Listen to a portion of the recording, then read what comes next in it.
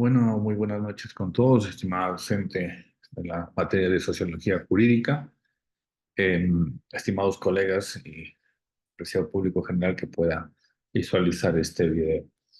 En esta ocasión he decidido seleccionar el tema acerca de la sociología básica del derecho ecuatoriano.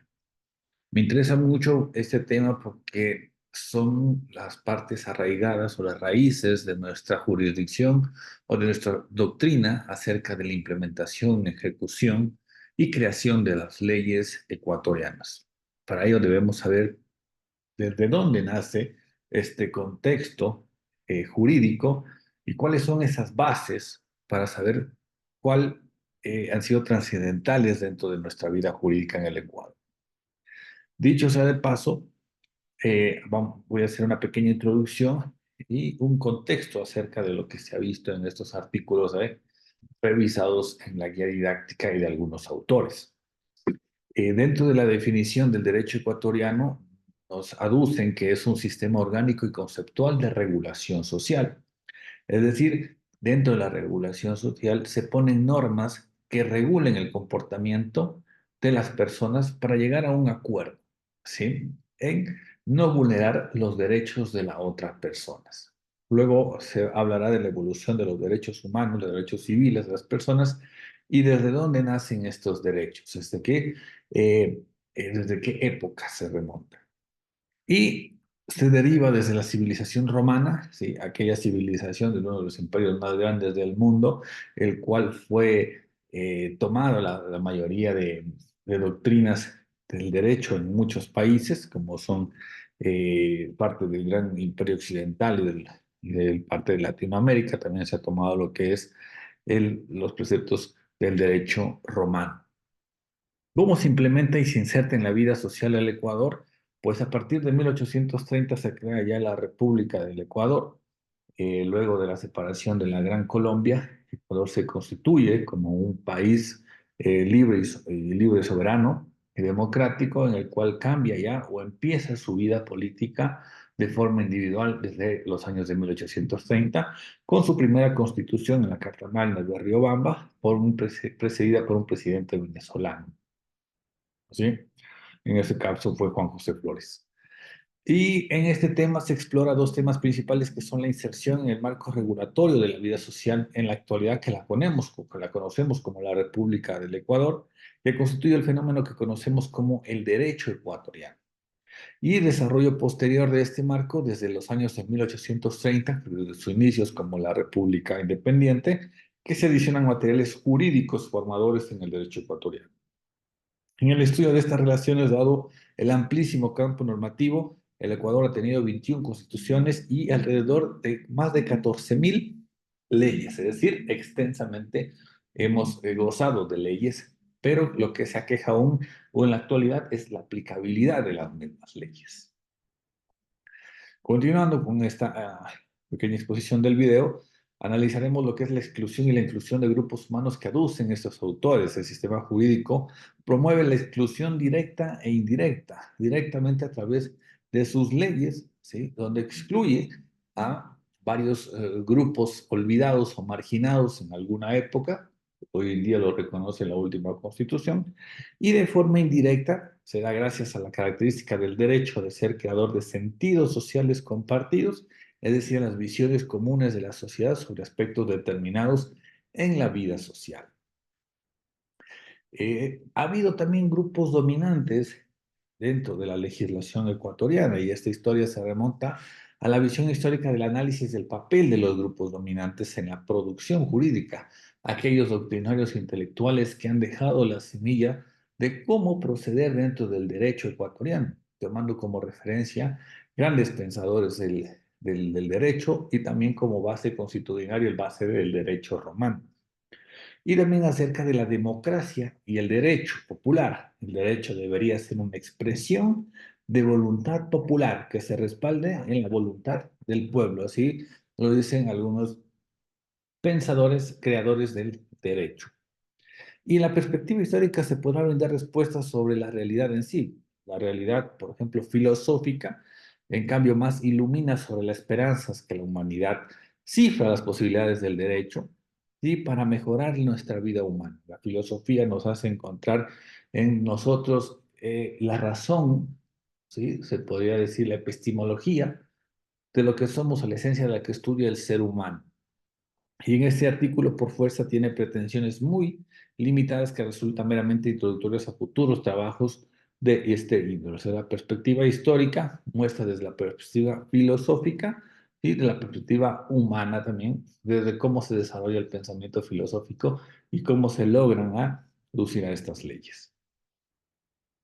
El origen popular del derecho, la historia antigua de Babilonia, de Grecia y Roma formadoras o las grandes bases de lo que son las leyes no tenían un origen popular genuino, era en sí una mezcla de todos estos pensadores de Grecia, de Roma y Babilonia, pero que poco a poco se fueron adaptando a otros filósofos del Renacimiento, como Jacques Rousseau, Thomas Hobbes, eh, Montesquieu, Maquiavelo, perdón, que aducían que debería haber un contrato social entre el gobierno y la sociedad para regular este comportamiento humano, ¿sí? Y que de esas evoluciones pasarían de las monarquías, como habla Maquiavelo en su libro del Príncipe, sobre las monarquías a la república. ¿Y qué son esta etapa evolutiva, cuando se comienzan a desprender del poder ya las élites y ya pasa a ser un poco más eh, compartido el poder? Pasando por Grecia, por Pericles, hasta el Imperio Romano, se fue trascendiendo todo lo que es la evolución de las leyes. Terminada la República, llegó el Imperio y con él la formación de un sistema que ha dado origen al derecho actual. Pero en el Imperio, la mayor parte de legislación se centra en legislaciones imperiales, ¿sí? El gabaje jurídico y completa con las decisiones jurisprudentes que eventualmente sean recopiladas en el digesto.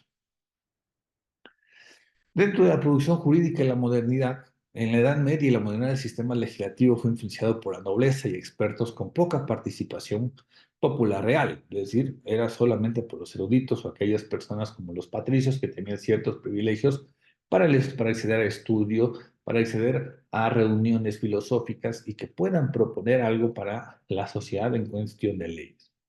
Pero luego de este abuso de poder, podría decir, comenzaron a ver las revoluciones de los pueblos, y comenzaron las revoluciones sociales a levantarse, a exigir también ser parte de esa toma de decisión, de esa creación de leyes, y comenzaron con la revolución inglesa y francesa, los cuales dejaron aportes significativos, pero muy limitados del pueblo.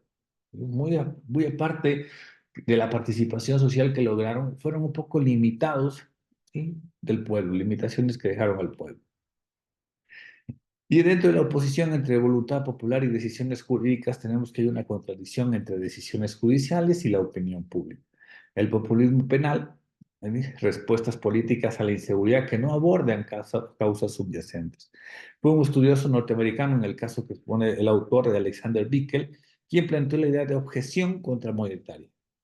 ¿Sí? Contra Majoritarian Difficulty, que refiriéndose a los amplios poderes constitucionales que tiene la Corte Suprema de Justicia de Estados Unidos y la paradoja jurídica que engendra. Bickel caracterizó esta incongruencia con una fase que podría traducirse con unas pocas personas, sin obligación a darse cuenta de actividades que pueden tener más poder o muchas personas electas democráticamente. Entra ya la utilización de mecanismos de participación ciudadana por parte de la ciudadanía, de esta modernidad y esta evolución, desde cómo se han ido involucrando las sociedades dentro de la toma de decisiones, ha dejado grandes secuelas dentro del derecho. Por lo tanto, toman parte ya del poder y comienzan a involucrarse a esta toma de decisiones.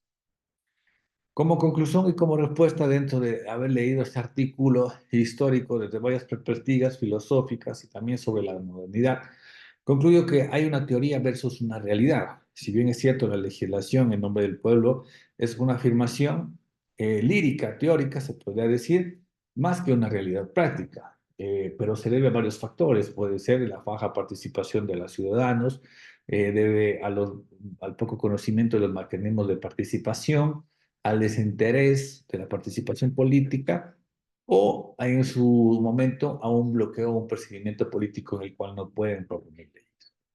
La otra conclusión es la mejora democrática, que la necesidad de una discusión jurídica para fomentar una participación democrática auténtica, una escuela de fiscales, una escuela de formaciones judiciales, mejoraría la participación democrática en el país, ¿sí? Y sería más auténtica y directa. Herramientas democráticas, darle al plebiscito una silla vacía, mecanismos de participación, con- iniciativas populares con limitaciones actuales.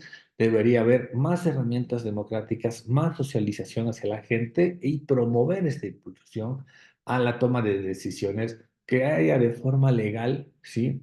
De forma legal y directa la participación de los ciudadanos y que sea más transparente para con ello conformar una sociedad más equitativa y justa. Eso sería de mi parte lo que estaba realizando en esta exposición. Sin más, les agradezco por su atención.